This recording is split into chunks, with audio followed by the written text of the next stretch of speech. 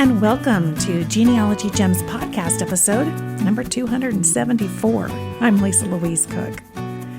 In this episode, we're going to be talking about marriage records and a very specific area of marriage records. If you have run into trouble finding the marriage records for one of your ancestor couples, this may just provide the answer. So a while back, I sat down and did a video interview with J. Mark Lowe. He is a well-known professional genealogist and genealogy speaker. And he told us all about Gretna green. And I want to bring that interview to you today because it's really a term that you need to know if you're searching for marriage records. So he's going to talk about what it means, why it matters, and how Gretna greens may have affected your ability to find your ancestors' marriage records. Here's my conversation with J. Mark Lowe. Welcome to the show, Mark. Thank you, Lisa. It's good to be here with you. It's good to be with you again sometime in person. I feel like we're right here side by side today. That's great. I know. We'll just pretend it's in person and it's side by side. Tell everybody, where are you coming to us from? I'm in Springfield, Tennessee, which is just north of Nashville, and I'm about 10 miles from Kentucky that way. Wow. You know, Nashville is definitely on my list. Guess what I started doing at Christmas? I started learning how to play the mandolin. And there's some amazing mandolin shop I've heard in Nashville.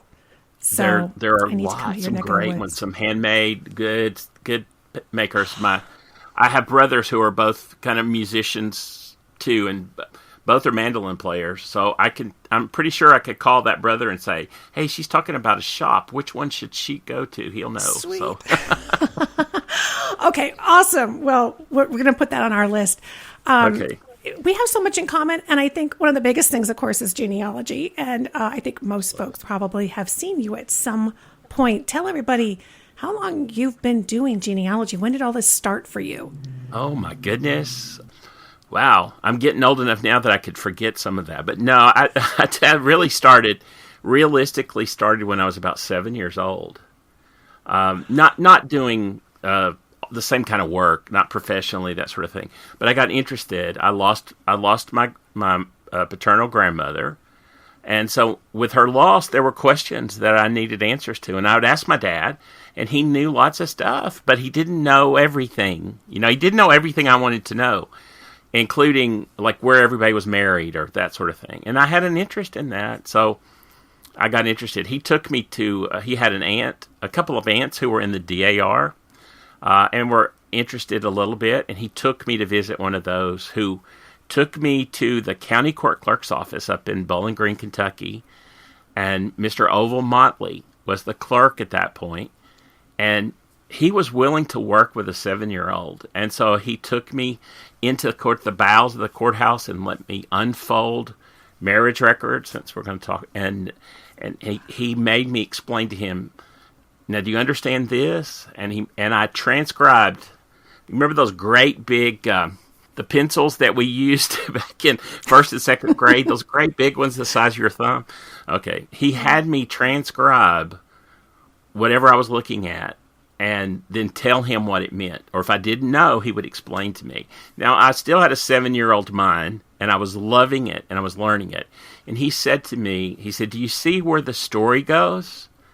And he said, "The story of your family and every other family who passed through this area are in these records."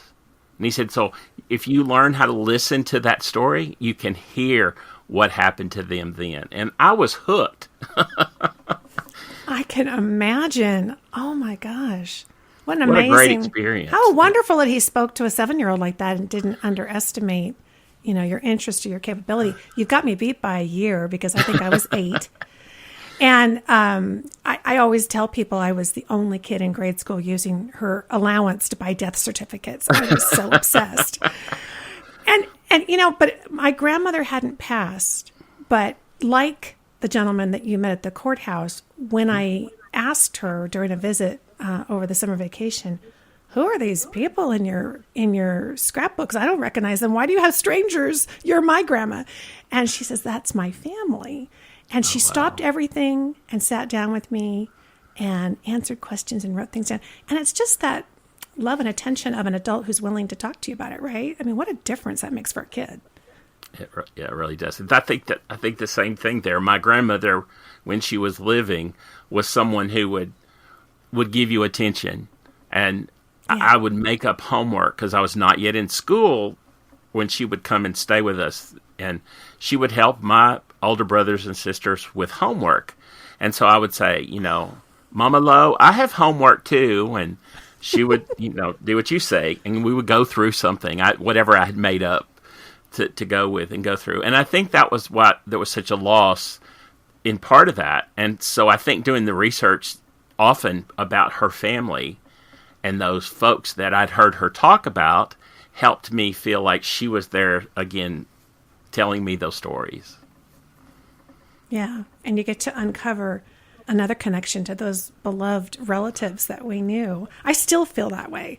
I think when I find people, I think, Grandma, I got one. I tell her, it's like, it's exciting to know that we had that ongoing connection. Well, we're going to talk about something else that's going to take us back generations, and that's marriage records. And I know that you teach a lot on this subject and kind of blend it in with this concept of Gretna Green. And that's what we really wanted to explore today was, I know I've heard of Gretna Green as being a place in Scotland, but you really help explain to people how this applies even to those of us in the U.S., or we have listeners, obviously, from many other countries, Australia and Canada and other places. I'd love to jump into that. So let's start off with talking about what is Gretna Green as a real place and what is it kind of as an idea? Exactly. And that's kind of why I wanted to share that. There really is a Gretna Green. And as you mentioned, it is in Scotland. And the reason that it became, quote, famous and applies to all these information to us about marriages that aren't in your home county or in your home location is that England's marriage laws were more rigid, and many couples found out that they could just cross the border over into Scotland, and they could get married much quicker, much easier, without the same restrictions. And it became so well known as people shared it with one another, then they went to this little community. It really is a community called Gretna Green. And so the marriage registers for those are available. So if you actually have family who went to, quote, the Gretna Green in Scotland, they are a database that's available both on Family Search and Ancestry, and you can search those. It became so famous that there is an anvil, like a blacksmith anvil there, and it seems to me often the story would go that they would go there to say they wanted to get married. So it was kind of a central place in the community. And it was just a situation that was close to get to, was not far away, where folks could just cross the border, go to Gretna Green. They would get married in that location and then return home. So it became kind of synonymous with the information of going somewhere else to get married. And as we know in the States, there's been lots of, quote, famous areas where people wanted to get married, not always just because of marriage laws. Like often that would be going to Niagara Falls. A lot of folks went to Niagara Falls either on their honeymoon or in many days earlier to get married. It became a destination. And so the Gretna Greens are more not those necessarily romantic locations, but where perhaps the law is easier. And in fact, let's look at some of those reasons. That may be the perfect kind of transition there. I think the biggest one for most of our families are age requirements. And, that still applies today. When we talk about my grandparents, that was the first one I wanted to find. So there I was in that courthouse where I thought that's where they would have gotten married. That's where they lived. There was no marriage record for my grandparents there in Kentucky. And so we're going to find out that could have been age requirements. In some states, there's a waiting period. So even though we could go get a license, it might be 2, 3, sometimes 5 days, or sometimes a week before the couple could actually get married. And for many folks, that was just, that's too long. With the 20th century particular, we began to add some medical test. In many states today, there still is a blood test or various things in regard to advisories and that sort of thing, and that delays the marriage. Even today in this county, several years ago, even though Tennessee required a blood test, there was a lab that was set up just across from the courthouse who could get your blood test done in one day. And so we became kind of a Gretna Green for even other counties, because you could come here, get your blood test, and get married in the same day. That wasn't true in other places. So that's another reason. Sometimes it's the cost of the license, or specific restrictions to clauses. Sometimes, besides age, where you would have to have the proof of good conduct. Somebody had to actually, in some states, say that they knew you and that you would stand up for a good marriage and that you were of good conduct and that sort of thing. And in some cases, that would have prevented folks from going to a particular area. Certainly, near state lines and that sort of thing, people want to have a party at their wedding. Perhaps you live in a dry county. I grew up in a dry county. It's a dry. So if you wanted to have alcohol or a party, then you would go somewhere else to get married. And for many folks, going away is an important situation. So they might hop on the train, or certainly, hopefully, love and marriage and the whole idea of, we want to get married somewhere special. They would do that. So I mentioned Niagara Falls. One of the other big areas where people went, if it was a destination wedding, was Mammoth Cave. They wanted to go down in the cave. And particularly after the Civil War in the 1870s and 1880s, there were many folks who would come down to Kentucky and put on these, instead of this fancy dress, they would have on a fancy dress, but they would cover it with some kind of coveralls. They had some special things, because they had to crawl into the cave, and then they would get married and try to take some pictures. And so that would be a reason. It's not quite the same way for age, etc., but it would be a way to someplace special, and that's often what we're looking, what some folks are looking for. It sounds like something kind of becomes a Gretna Green when word gets out. Word gets out, there's an advantage to going there versus going here. I think about, all the old movies. They would go to Reno if they were going to get a divorce. That's kind of the opposite Gretna Green, isn't it? It is, but it's the same. It's exactly the same thing, because same concept. People, they get excited and would tell the information. So yes, you can go there and a divorce can be quickly. Same thing. And it's amazing how the word got out about certain squires or JPs who, if we watched Andy Griffith growing up, people would come to the JP and get married. Researchers like you and I, we've looked at these records and we think, wait, the record would have to be created in that place. And in some areas, the ease at which a JP could create a license, where you didn't have to go to the county seat, you could get married in that area with that JP. You could do everything right there. That certainly would have sped up the situation of having to go in a big city in a long line and wait to be seen and go through the information. So that's certainly the reasons that they existed, and still exist today, by the way. They still do exist. So if a town or a city wanted to encourage people to come and kind of bring their filing fees with them, they would create such a scenario where it's really easy and they get that word out too, right? Sounds like a tourism opportunity. Yes. Yeah. It's like, come and get married here. We'll make it work. Yeah. And there are, by the way, if you go look for that, you're going to find that exists, certainly. That there are wedding chapels around the corner in certain cities just waiting for the opportunity.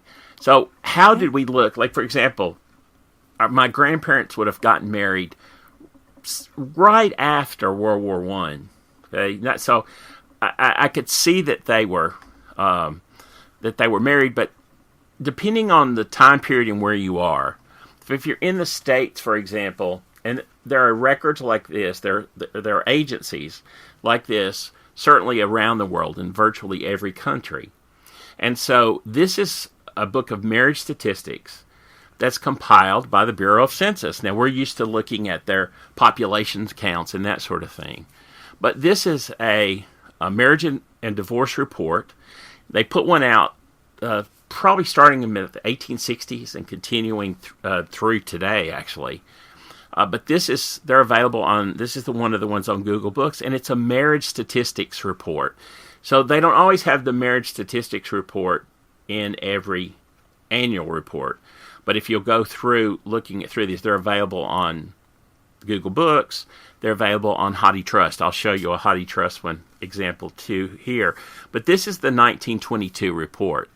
And it may be kind of tough to see, but you'll see these are the counties where the marriage rate is higher than the state marriage rate. So, for example, if you were looking across at West Virginia, which is the very last one on the right, okay, and it only has one county listed, it's Brooke County. Okay, Brooke County has a marriage rate higher than every other county in West Virginia. And if you were to look at a map, which that's always the next thing, is pull a map up at the same time you're doing this and look. If you look at Brooke County, West Virginia has that little lip that fits up between Ohio and Pennsylvania. Just that one little bit with just a couple of counties right there. So Brooke County actually is in West Virginia and lays right between Ohio to its west and Pennsylvania to the east. Ohio's laws and Pennsylvania laws were more stringent than West Virginia's law. So Brooke County was a popular destination. Number one, it's close. And so many couples from Pennsylvania and Ohio, and sometimes folks who married somebody from Ohio would meet in West Virginia and have the marriage. So this statistical data kind of helps you predict an idea. So if you have somebody you don't know, you can't find their marriage, you could start with the aspect of what was the law in the time period and what counties had a higher rate nearby. And so you could look at these counties and see. I think that the next step probably for me is to take that one step further. Besides the statistics, is try to figure out now which was the cause that led that. So this is the same kind of book. I think this is the 1909 edition, and this one's on HathiTrust. But that's the catalog record. So if you go to that record, on HathiTrust, sometimes then there's lots of years are listed. And so you can actually look based on the time period that you're looking for. And it also is going to relate to other records. So if you're interested in the laws for other countries, they're often included in some of this book of the U.S. Census because it's showing us what's the comparable laws in France or Germany or Spain. They're in the same book. So you don't have to go look necessarily outside of those. You can actually use these same tools for that. So let me give you an example why you would be looking in this case. And so within that, it has the laws for the states at the time, that are in place at the time of the publication. So remember, this is the 1909 edition. So I just pulled up the requirements for Kentucky and Tennessee because, number one, here I'm sitting right here and Kentucky's just up there. But this is one of the reasons when I'm looking at my grandparents who were living in Kentucky, why would they possibly go somewhere else? And so this is the age before a parental consent is required. In Kentucky, you had to be 21. In Tennessee, at that point, you only had to be 16. And so that's 5 years significant difference right there, don't you think? You can imagine that would have had a lot of people who would have thought, wait a minute, we're 18, we want to get married, we've got to have parental consent. And if that were the case, if you were your parents were all for in that situation, then you could still do that. But if there was some question, then in Tennessee that wasn't required, 16. In fact, before 1899, it mentions right in this fact that was put into place that you had to be 16. Before that, there wasn't a specific written consent level. And so the statute varied and it was open. So that could even been more situations. So we know, those of us who research in Kentucky, for example, we understand the process that people who lived north, the northern part of the Kentucky, they crossed over to Indiana because it was lower there. And the folks on the southern border, which is Tennessee, they crossed over into the northern Tennessee counties and got married because it would have been easier. So with that in mind, you want to look at the laws that are in place. And one of my favorite places to do that in regard to quick laws, I can always go look up at the statutes for the various states. But one of the great summaries, Cornell Law School has a marriage laws of the 50 states. There's the link. That's part of their Legal Information Institute, and they've got it by state. And then you can actually refer to the details, and it helps you see the changes over time. So it'll tell you kind of what the current marriage law is, but it'll help you see the changes in the past decades. And I think that's helpful for us to know, number one, what was the law in place when your great aunt and uncle got married and you're trying to find where they were married. So that's a great tool. I'll have more of my conversation with Mark Lowe right after this. Today's episode is sponsored by MyHeritage, a global discovery platform enjoyed by 110 million people worldwide. MyHeritage has it all and offers a full-service experience that bridges your past, present, and future. MyHeritage has developed powerful genealogy tools to enrich your family tree and take your research to the next level. Receive automatic matches to family trees of fellow MyHeritage users and historical records, which provide new details that you can add to your tree. Explore 12 billion historical records to uncover fascinating new insights about your ancestors. Add new information to your family tree in one click. Check your tree for inaccuracies, colorize your black and white photos, and connect with relatives around the globe. MyHeritage makes it all possible and puts the discoveries at your fingertips. I've been colorizing some of my own personal family photos, and not only are they beautiful, but in many of the photos, it's actually been revealing more details so I can see more of my family history. Growing your family tree is easier than ever before with MyHeritage. The discoveries are out there and waiting to be made. Visit myheritage.com and try it today. That's myheritage.com. Today's episode is sponsored by newspapers.com. Break down your genealogy brick walls with a subscription to the largest online newspaper archive. Did your ancestors disappear from the vital records? Did it seem like it? Maybe they moved or they got married. Newspapers.com can help you find them and tell their stories. Or have you ever had trouble figuring out how people tie into your family tree? Newspapers are filled with birth notices, marriage announcements, and obituaries. Items like these are a great resource for determining family relationships. On newspapers.com, you can explore more than 800 million newspaper pages from across the U.S., UK, Canada, and beyond in just seconds. Their easy-to-use search feature lets you filter your results by date, location, a specific paper, and more. When you find something interesting, the newspapers.com clipping tool makes it a snap to share it with family and friends, and you can save it directly to your ancestry tree. For listeners of this podcast, newspapers.com is offering new subscribers 20% off a Publisher Extra subscription so that you can start exploring today. I've been using it and I have been truly thrilled with the results. Just use the coupon code Genealogy Gems, altogether one word, Genealogy Gems, at checkout for 20% off a Publisher Extra subscription at newspapers.com. That's coupon code Genealogy Gems.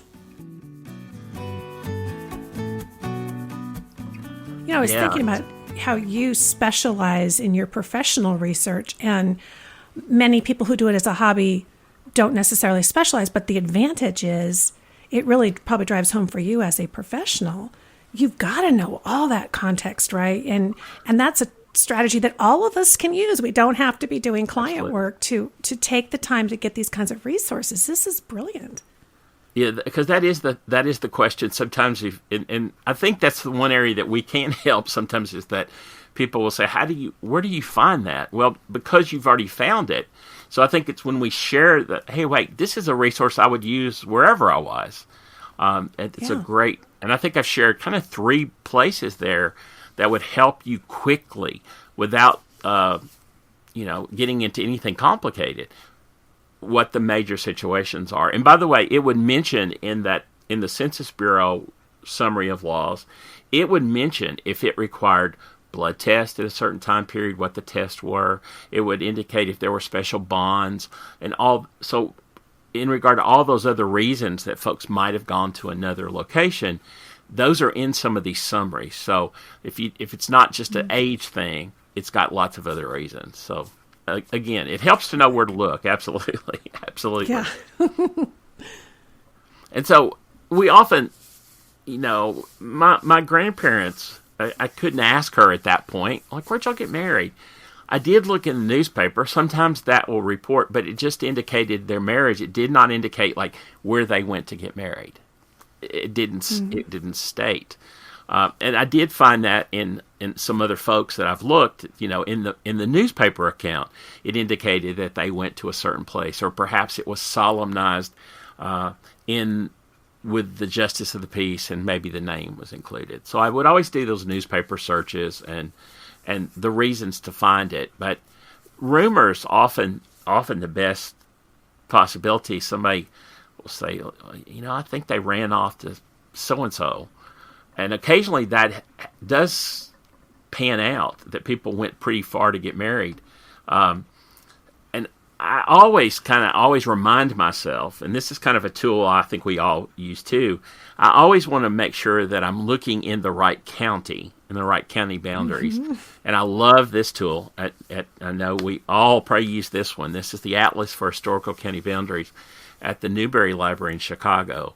But I'm going to, based on the time period, if I had grandparents who married in 1860 in a certain county, I want to know what the county boundary was, because maybe the county wasn't even created. So maybe they were living in another place, and that's where the marriage is, and those kind of things. So it's always wise to make sure we're looking at the same information and consistent across time. And I can easily get confused. I try not to, but I easily can get more in my head than I can carry. And so I always going to write it down. My grandparents, Papa Lo and Mama Lo, that's what we called them. So they were very, very sweet couple, and so it's always fun to know who you're looking for. But with the loss of that information and the loss to ask the information, and my dad knew a lot about his parents, and he was the oldest child. But do you know what? He did not know. He thought they just got married in Bowling Green, where they lived. He just said they got married in Bowling Green. And there I was with the county court clerk. Well, there wasn't a marriage for my grandparents. And and I'll have to tell you, my grandmother was, the term we use is called teetotaler. So you know what that means. So that typically she was not an alcohol user, but she was somewhat rigid and strict in some ways. And so the thought of me even thinking about, my thought was, I think I said to the clerk, well, were my grandparents actually married? And he just burst out in big laughter, by the way. He knew them. So he just thought it was hilarious that a 7-year-old, because that's when, that I actually, in the fact that he called her Miss Eunice. He called my grandmother Miss Eunice. And he just laughed. And he said, no, son, I'm sure that they went somewhere else to get married. It was very popular at the time. He didn't tell me where they were married, though. So it was some years after that before I found that. I did know that from the 1920 census that they were already married. So that's my great-grandparents' household. And my grandfather is Ernest. My grandmother was Eunice. So by the 20 census, they are married. And I knew that it had to be close to that time period because I knew it was after my grandfather was back from World War I. So this helps that they're at least somewhere close, that they're a married couple living with his parents. So they didn't go, they didn't go to California, for example, or Texas. They didn't go too far. If they did, they're back. And so it was kind of like doing what we normally do, which I think is, as a beginner, we're taught to start in the county where they're living. And so this is South Central Kentucky. From the time period, it's a 1924 map that I found on davidrumsey.com. And so you kind of see the blue star is generally where they lived, kind of in the northeast corner of Warren County, Kentucky. Bowling Green's the county seat.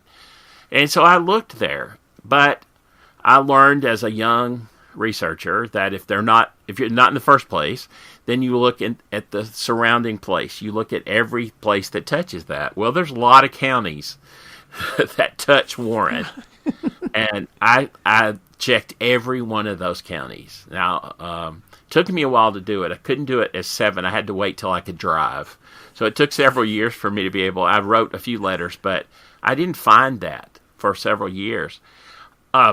You also see along that where that blue star is. That's a railroad, by the way, and not a driving road. And so the other thing that I thought about is the railroad. And I also went to counties beyond the adjacent counties because of the railroad. I went all the way even up to Louisville, north, probably about 2 hours by train.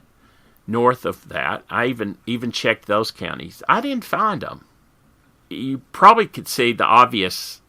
The great thing is that I looked at this map more carefully and if I had known what I know today to begin to think about the Gretna Greens, I would have at least looked at the differences between, I showed you those differences in Kentucky law and Tennessee law. I might would have looked at that, and I probably would have looked at the statistics for the counties along the Tennessee-Kentucky border where there were more marriages. Had I done that, which is what I showed you, if I had done that, if I'd followed my own advice, I would probably have seen. And so on the map, if you'll follow that railroad kind of down, and then it goes straight south, and there's a Simpson County, and it goes down to Franklin. And then that's where we call the triangular jog. That's a little break in the line between Kentucky and Tennessee. It's a historical point. Well, just south of that is a little town called Mitchellville. It's in Sumner County. It's just over the state line, and there's a railroad stop there. Well, guess what? That's where they got married. Oh, wow. Hopped on a train, went to Mitchellville, got off the train, went to the JP, and they were able to do everything. And then probably hopped on the next train going north, and went back home. You know, I do want to verify that. So, yes, it's there. There's a marriage bond for them. They married, and what's interesting here is we always look at the bondsman, because usually that's to help us to connect with other family and associates and people that they know. But what's interesting about this is that the bondsman is F.M. Groves. That's also the justice of the peace who married them. And notice at the top it says that F.M. Groves paid for the bond. I did, with the Gretna Green, you know what he was known as? The marrying squire. Because if you crossed over to Mitchellville, he was the JP. He had an office near the train station. And I guess that probably was almost his full-time job. Lisa, as people would come there to get married, and everybody knew about it. And so they would come and get married. He would take care of the license. They would go on their way, take care of the money and everything. And then he would record. He would take all of those marriages to the county court clerk's office over in Gallatin in Sumner County and record those. I never thought about that, having looked for those later. When I looked, they actually are in the marriage register, but that's not where they were. It wasn't done the day they were married, because he did everything in his office, and then he took all the stuff to the marriage record. So in the indexes, they copied my grandmother's, her name was Eunice, and on his record, you can clearly say it says Eunice Martin in that bond that I just showed you. Well, it's a little scratchy, but when it's indexed on the other record, they missed the U, and they indexed her as Ennis, Ennice. And so that's the other thing. In a Gretna Green, when you're checking an index, if it was copied by a JP and then taken to the clerk, it's possible, again, there could be errors in the name transfer or the copying, or if the clerk was trying to read the JP's handwriting and it was really bad, then the name could be totally obliterated in the register, which is usually what's used to index. So that can also create a problem in finding them too. But the fact that I now know that they were married by this marrying squire, and I found an article about him, and he was involved with the railroad. So he was a smart man that realized that there were a lot of folks in the time period, post World War I, interested in getting married, and he was in favor of that. And so that a lot of folks did it. And what's interesting is almost all of my grandfather's siblings married, he's the oldest, married all the ones that married about the same time, a few years after them, they all came to Mitchellville. They all came to the same place. And then all their cousins that married in that next decade from the 20s on, almost all of them did the same thing. They hopped the train and they came down to Sumner County, Mitchellville, and got married. It became almost like that was the heritage place, and why I wouldn't have known that if once I know it, and then it's like I didn't even have to go to Kentucky to look up any more records. They're all right here in Sumner County. They're right here. So again, the Gretna Green creates a whole new situation of helping us. Once you begin to see it, you see the pattern. And yeah, you know what? One of the things that we have today that we didn't have back when I was 7 is we didn't have access to great records that have been indexed to us on Family Search, Ancestry, MyHeritage, all these great resources that I could have looked for that marriage. But I might not have looked on Tennessee because I would have thought they got married in Kentucky. So again, you do need to think about the possibility, of where you live. What are the places that people would typically go? And that newspaper summary would help, and those other marriage records would help. And we have great indices, but if you can't find them, clearly go back to that concept of looking. Because a lot of times a record's it's not where we think it will be, or maybe it's not there. And I was looking for one today. And I know, Lisa, you know who Pat Boone is, the singer, right? Yeah. You know Pat? Yeah. Okay. All my life I've known that Pat Boone and his wife was Shirley Foley. They were a young couple. They married in 1953. And I'd always known that Pat Boone got married in this town, in Springfield. It was kind of known as a Gretna Green because of the rural area. So people didn't want to get married in Nashville. They often came up here. But I actually looked in the newspaper, and it actually said that Pat and Shirley, their newspaper account in Nashville, indicated that they had married in Springfield. And it actually indicated the church, that they actually were married in the study of a church here. And it talked about who the witnesses were, because one of them was one of his college professors in Nashville. I just wanted to find that, and I thought, well, since they married here, they also got their license here. And so, again, that's not the case. They actually got their marriage license in Nashville, adjacent county, in Davidson County. And then they came up here and had it solemnized. If I was looking for the record, even though they married here, I looked for the record here. The record's not here. The record is in Nashville. And so sometimes that's not really the same thing as they went somewhere to get married, in this case, at Gretna Green, and the records are there. But again, you have to stop and think about, what am I looking for, and what's the truth of the situation? Listen to the story, and the story will help you find the details often. That's a great point. And I think you're right. A lot of people assume that it always happens all in one place, but maybe not. And How amazing that the Marion Squire said 12,000 marriages. That's a lot of people.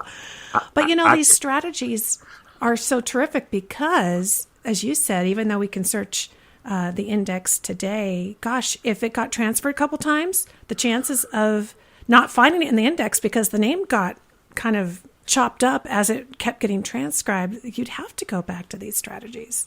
And often people had nicknames. You know me as Mark, but my first name is John. So if I actually on a record was John Lowe, you might not have connected that with me. And I know that's often the case when I've been looking for brides, and I know them as Elizabeth, and I go look, and there's not an Elizabeth in a marriage record, and I may have known she married somebody named Williams. So I'm looking for an Elizabeth marrying a Williams, and even if I know her last name, and I know of a particular case where the young lady's name was Caroline Elizabeth. She went by Elizabeth, but her first name was Caroline, but she never used it. Guess what? She used it on her marriage record. So that's often a name, and it could have been misheard. I know another person who went by, I think she went by Martha. Her name was not Martha.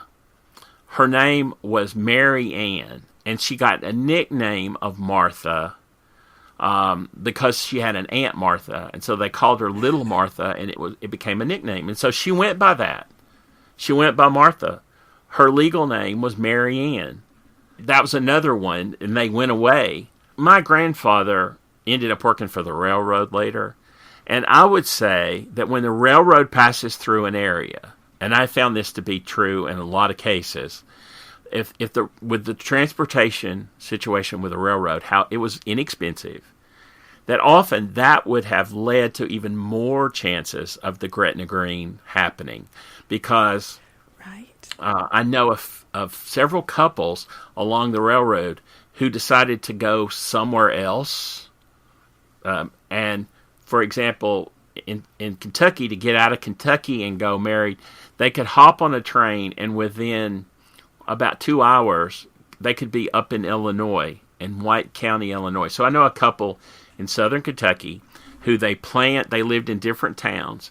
They shared notes about how they were going to run off and get married and all this, and they're in the notes, but we don't always have those notes afterwards, right? Grandma didn't leave me all the personal things that she wrote to Grandpa. Those I don't have. And so in that case, this family ends up having these later, and they planned this whole thing. They hopped on the train, and they met, and then they went, had a bag, and they went across the state line to White County, Illinois, and got married. And that, you would think, wow, I would never look that far away. All you got to do is just follow that map of where the train goes. And a lot of folks in Eastern Kentucky recently, I talked about this, and I helped some folks. And in every case, using the railroad map, Lisa, we were able to pinpoint, I said, from here to there, the most logical place for them to go to get married would be here, here, or here. But almost in every case, they either went to Lexington or Louisville. Because big city, they had a JP probably. They could hear the railroad guy knew who to go see to get that done quickly. And so they had a great experience, and they were able to get back on the train and go back home and tell, hey, we got married. And so that's one of the advantages, I guess, one of the advantages of the Gretna Green. It can be quick, and you can get back home and announce it. And I'm pretty sure that's what my grandparents did. They went, and they came back, and probably their friends knew, and they probably had a reception or a party. Right. Got to celebrate somehow. And it could be, exactly. And it might be that people couldn't necessarily afford a big wedding, or it was just, like a little getaway mini honeymoon, or they had to get back to work on Monday. Who knew? Well, I think sometimes that's the most logical reason. It's probably very simple like that. And there are some cases where we know that perhaps one of let's say the father of the bride was not real thrilled about his potential son-in-law. Okay. He just didn't think he was good enough for his daughter. And so he probably pushed back. And although they were in love and they were working, I think that happened a lot. And I know in cases where that ultimately, that if they waited around, then they ended up getting married. But in many cases, they were like, well, I just don't want to wait. If all it took was crossing 2 county lines to get married, and then they say, I can hear her saying, Daddy will be okay with it once we're married. Once we're married, he'll be okay. It'll all be fine. I think the justification of young minds often will lead us to make those decisions. It sounds like my grandmother. Because I'm sure Daddy wasn't thrilled. And it was funny because they lived in Northern California, but they went to Carson City, Nevada to get married. And it was this little tiny thing in the paper, nothing fancy. And her fiance, my grandfather, worked for the railroad. So it was super easy. They picked a spot. And I'm sure she felt like, well, we'll come back and then we'll ask forgiveness later. And that kind of explains that whole situation. This has been terrific. And before I let you go, I really want to touch on one thing. I've been kind of trying to remind people lately about research plans. And when it's not a quick search and it doesn't just pop up on an Ancestry or MyHeritage, collection, but we're going to have to dig a little bit and do all this kind of background work like you're talking about. You were talking about getting the map out and then marking the spots. Well, I envision all those locations go into that research plan so you can start creating a map of how you're going to approach it. If you had to give our viewers a pitch on why it's worth taking the time to take a deep breath and put a plan together, what would you say to them? That's easy because all of us have lost something important to us in our normal life.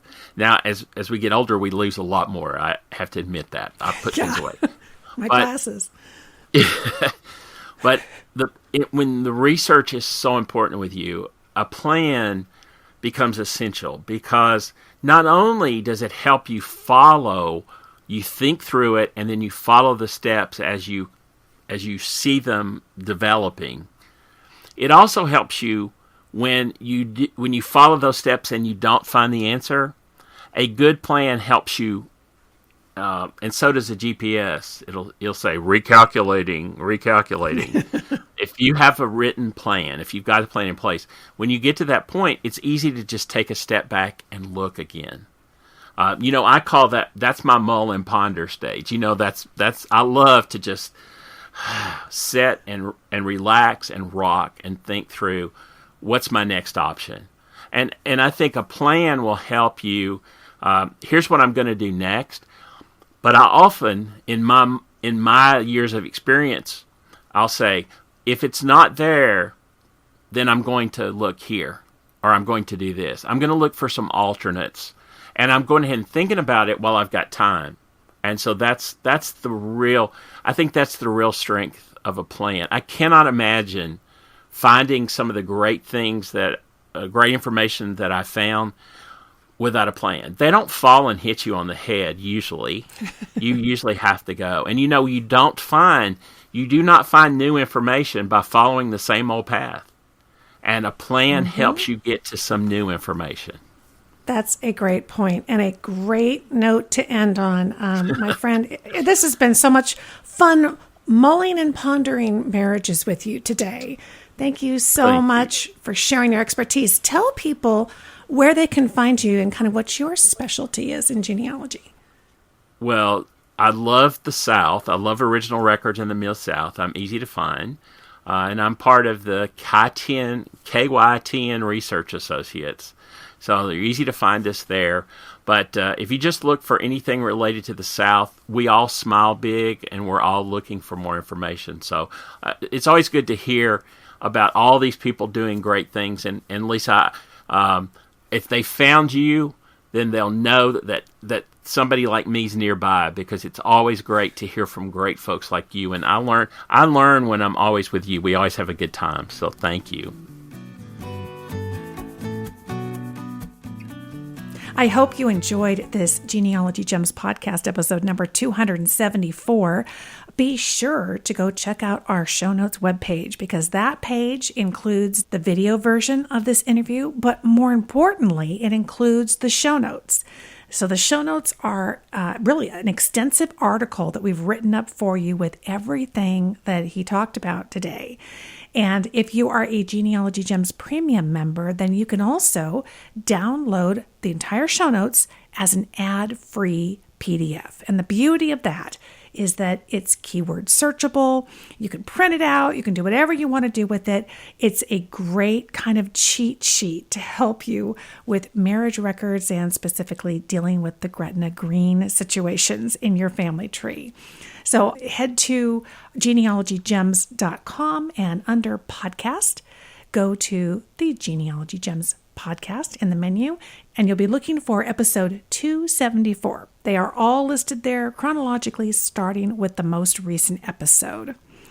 And if you haven't been to the website before, well, that's a great opportunity also to sign up for my free email newsletter. So this newsletter comes out once a week, and what we're really doing is bringing to you the most current information. We've got the latest videos, all the special things available to you if you're a premium member, and just loads of wonderful resources to help you be more successful in finding your family history.